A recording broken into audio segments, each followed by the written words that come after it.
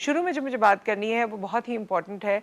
हमने कुछ चीज़ों को ऐसा फॉलो किया हुआ है, अपने कल्चर में भी फॉलो किया हुआ है, या अपनी आदतों में, अपने ट्रेडिशंस में, अपनी तफरी में, ऐसे लगता है जैसे वो पता नहीं हमारे दीन का हिस्सा है, जैसे हमने करना ही है। जैसे बसंत का मौसम आता था और उसके साथ साथ पतंगबाजी शुरू कर दी जाती थी। अभी लाहौर में जो वाक़या पेश आया एक बच्चे के साथ, और वो पतंग की डोर से उसकी जान चली गई। ऐसे कितने ही वाक़यात हैं जो ऑन रिकॉर्ड हैं या ऑन रिकॉर्ड नहीं भी हैं, लेकिन हम साल साल से सुन रहे हैं कि पतंग की डोर से जो वाक़यात होते हैं, लोगों की गर्दनें कट जाती हैं और भी उनके साथ हादसात पेश आते हैं, ज़ख्मी हो जाते हैं, कोई ना कोई ऐसे मार्क्स आ जाते हैं उन पर। लेकिन यहाँ तो ज़िंदगी जाने वाली बात है, फिर भी पतंगबाजी को नहीं रोका जाता।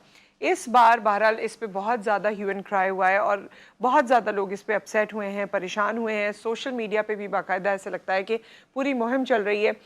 सोशल मीडिया पे भी तमाम लोग जो हैं वो इसी बात को बार बार रीइटरेट कर रहे हैं और हर जगह पर इसी हवाले से बात हो रही है कि अब ये पतंगबाजी और ये जो एक कल्चर कह लें, आप इसको नॉर्म कह लें, आप इसे मौसम को सेलिब्रेट कह दें, लेकिन सेलिब्रेशन वो होनी चाहिए जिसमें तमाम लोग इंजॉय करते हों। सेलिब्रेशन वो होनी चाहिए जिसमें हम सबको कोई ना कोई फ़ायदा हो, कोई ना कोई ऐसी बात हो।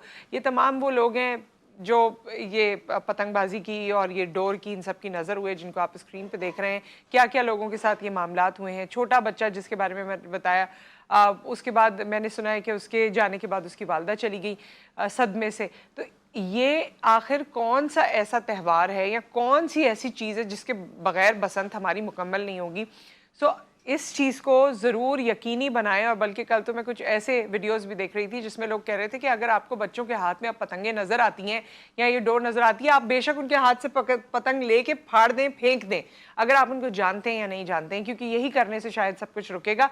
हमारे यहाँ आसानी से और बेहतर तरीके से एक्सप्लेनेशन से चीज़ें नहीं रुकती हैं, हादसात पे हादसात होते हैं। मैं हैरान होती हूँ न्यू ईयर पे और इस तरह की चीज़ें, उस पर मैं देखती हूँ जैसे हवाई फायरिंग करते हैं। एक तो मुझे वैसे ही इतनी बुरी लगती है ये आवाज़ और ये सारा कुछ, ये बच्चे भी डर रहे हैं, लोग भी परेशान हो रहे हैं, फायरिंग हो रही है, ऊपर से उस पर हादसात भी होते हैं। लेकिन नहीं जी, हमारी खुशी का ये आलम है, हमने तो ऐसा ही खुश होना है कि किसी की जान ले लें। हमने तो इसी तरह ही खुश होना है कि किसी ना किसी की तो जान चली ही जाए। तो ये खुशी का आलम नहीं होना चाहिए। अब बड़ी हो जाए, मेरे ख्याल में पाकिस्तानी कौम तो बहुत अच्छा हो जाएगा, क्योंकि जो हमारे हालात हैं वो हमें बिल्कुल ये इजाज़त नहीं देते कि इस तरह की हम बचकाना चीज़ें और बचकाना सोच के साथ ज़िंदगी गुजारें कि जी तफरी आएगी, चलो मज़ा आएगा। उस मज़े में कितने लोगों की जान चली जाती है, उस मज़े में कितने घर बर्बाद हो जाते हैं, उस मज़े की वजह से क्या क्या हो रहा है। खुदा के लिए आप कोई ऑल्टरनेटिव ढूंढें, कुछ और कर लें, मिल बैठें, गाने गा लें, कुछ भी कर लें, लेकिन ये क्या करने की ज़रूरत है।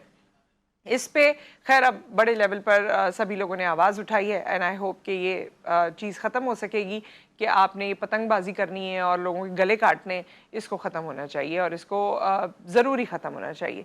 विद दैट यहाँ पर एक ब्रेक आ गया है और ब्रेक के बाद जब हम वापस आते हैं तो डॉक्टर साहब हमारे साथ मौजूद होंगे। अगर दिल का आर्जा या दिल के हवाले से कोई भी ऐसी दिल की सेहत के हवाले से, वैसे तो दिल की बातें बहुत आप लोग करते रहते हैं, लेकिन दिल की सेहत के हवाले से अगर कोई बात करना चाहें, कोई सवाल करना चाहें, तो डॉक्टर साहब से कर सकते हैं आफ्टर दिस ब्रेक।